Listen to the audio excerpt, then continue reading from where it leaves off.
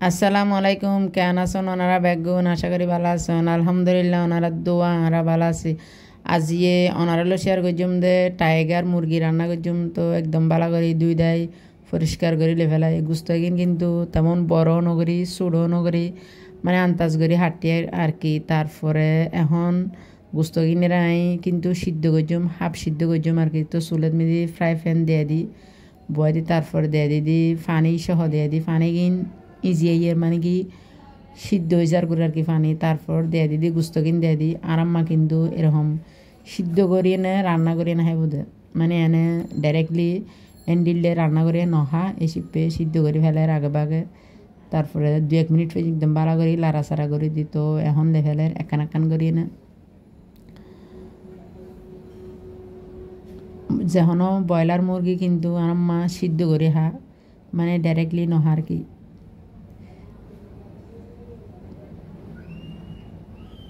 যে বেদ মেদি মানে গুস্ত সিদ্ধ করছে আর কি, ই বেদ মেদি আমি এখন রান্না করছুম। তো চুলের মেদি ফ্রাই প্যানে একদম বালা করে দুই দায় দিয়ে দিই। তারপরে দিয়ে দিই 1 কাপ তেল। তেল কিন একদম সামান্য গরম হয়ে যাবে। তারপরে এখন দিয়ে দিন যে লং, এলাচি, দালচিনি, গোলমরিচ সহ তেজপাতা সহ দিয়ে দিই। তেজপাতা দুয়ে হাড়ে দিই, গোলমরিচ দিই 5-6, লং দিই 4-5, এলাচি দিও 4-5। তারপর দালচিনি দিই 1 কান।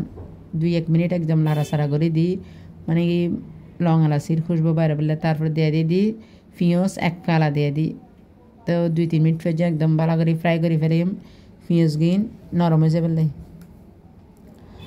গুস্তর মেদি কিন্তু পিঁয়াজের পরিমাণ একটু বেশি দিলে আর কি বহুত ভালো লাগে খাইতে, কিন্তু সেই মজা। তারপর দিয়ে দিই 1.5 চামচ আদা রসুন বাটা। আবারও 2-1 মিনিট পর্যন্ত একদম ভালো করে লাড়াচাড়া করে দিই। আদা রসুনের মানে কেঁচা গ্রান গিয়ে যাবে গেলাই একদম ভালো করে লাড়াচাড়া করে দিই। তারপরে এখন দিয়ে দিম দে মরিচ, হলুদ মরিচ 1 চামচ, হলুদ 1 চামচ, ধনিয়ার গুঁড়ি, জিরের গুঁড়ি তো মিক্সার করা আছে 2 চামচ দিই, লবণ দিই 1 চামচ। তো হাফ কাপ দিয়ে দিই পানি, মানে নিচে ন লাগে বেলা আর কি। একদম ভালো করে হসাই ফেলাইম। তো এখন বরণে দিয়ে গুঁড়ি দিম 5 মিনিট এলে মরিচ গিন মানে হসিয়াই বেলা আর কি, মরিচ মশলা গিন। তো মরিচ গিম প্রায় হসিচ্ছে। মরিচ আসলে যত হসাইম কিন্তু রান্না করলে কিন্তু 7 গুণ দ্বিগুণ বাড়ে যাবে গুই।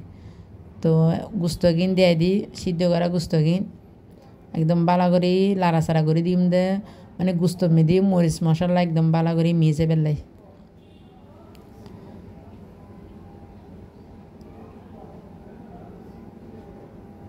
তখন বরণ দিয়ে করে দিম 5-6 মিনিট এলে গুস্তগিন মানে হসিয়াই বেলাই আর কি। এই তো গুস্ত প্রায় হসিচ্ছে। আবার একদম 2-1 মিনিট পরে একদম বালা করে লাড়াচাড়া করে দিই।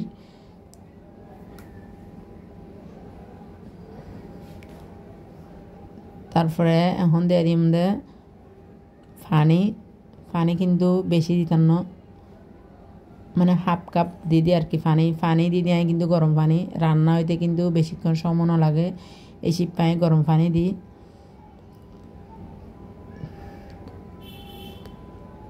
একদম ভালো করে লাড়াচাড়া করে দিই। তারপরে এখন বরণ দিয়ে করে দিম 10 মিনিট এলে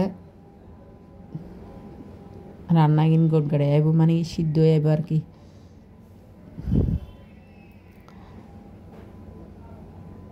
তো গুস্তগিন ওই সে আবারও একদম লাড়াচাড়া করে দিই। তারপরে দিয়ে দিম দে কাঁচামরিচ।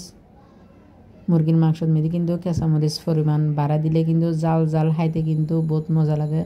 আমি সার্গ দিই, মরিচ কিন্তু বেশি জাল হিসেবে সার্গ দিয়ে দিই। তারপরে ধনিয়া পাতা সহ দিয়ে দিই, একদম ব্যাগ কিনে লো মিয়ে যাবে লাই লাড়াচাড়া করে দিই। আবারও বরণে দিই গুঁড়ি দিই 5 মিনিট এলে। তো আবারও লাড়াচাড়া করে দিই। গুস্ত প্রায় সে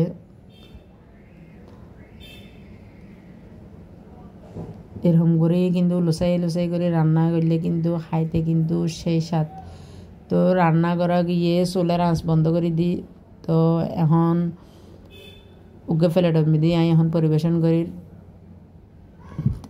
টাইগার মুরগি এরকম রান্না করলে কিন্তু অসম্ভব মজা লাগে, খাইতে কিন্তু সেই স্বাদ।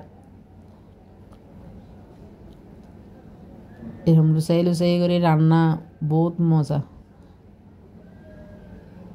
তো আজকের ভিডিও এর দূর পর্যন্ত, বেকন ভালো থাকবেন, সুস্থ থাকবেন, আল্লাহ হাফেজ।